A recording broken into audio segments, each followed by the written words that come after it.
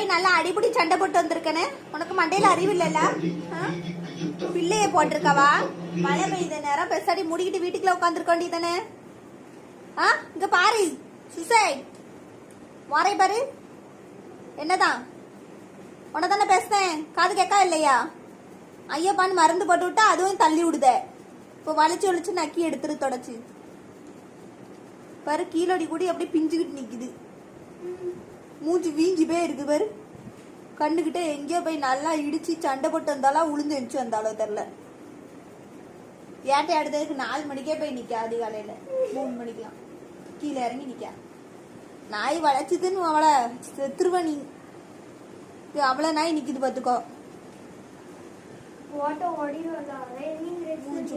இங்க பாரு வலிக்குதோ, போய் படுப்போ. உள்ள போய் படுத்துருந்தல்ல.